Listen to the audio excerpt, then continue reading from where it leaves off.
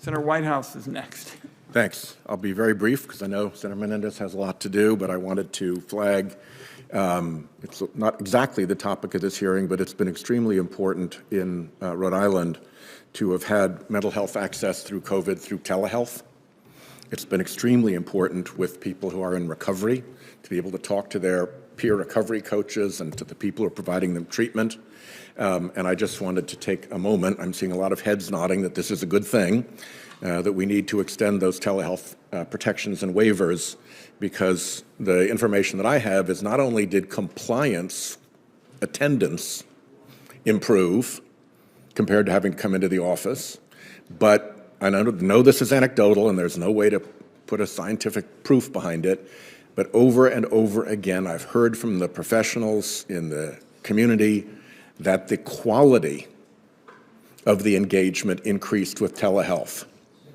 And I suspect that's just the human aspect of not having to drive someplace, not having to wait in a waiting room, not having to fill out a clipboard, not having to be in unfamiliar territory. Instead, you just go to your quiet place in your own residence, you click on, and there you are. So I wanted to make that pitch.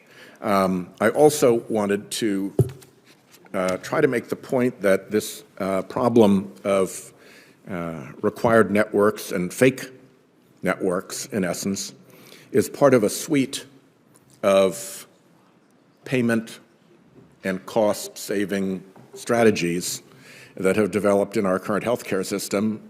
They include just plain payment denial and delay.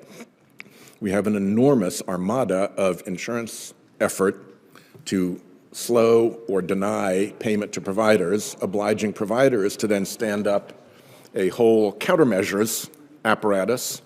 I remember years ago going to the Cranston Community Health Center and finding out that they actually had more personnel on staff who were devoted to trying to get paid than they had devoted to providing the health care that the Cranston Community Health Center provided. So there's an enormous, enormous burden of unnecessary administrative cost from that. There's an enormous burden of administrative cost and pain from these fake networks. And I think that prior authorizations are another vehicle frequently used by the insurance industry to evade and avoid payment for services that are pretty clearly required.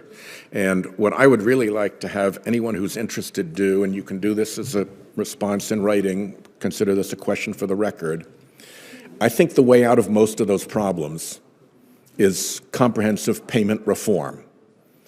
The more we get away from fee-for-service, the less ability there is to deny and delay the payments for those services, to shrink networks, and to impose prior authorization restrictions that foul up treatment.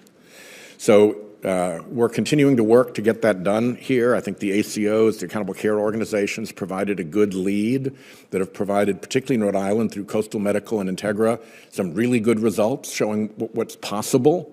But I'd love to have your careful thoughts on that. And is this area of reducing the deadweight cost burden of the administrative warfare between insurers and providers likely to be alleviated by payment reform? And if so, what payment reforms are likely to alleviate it most? And with that, I'll yield back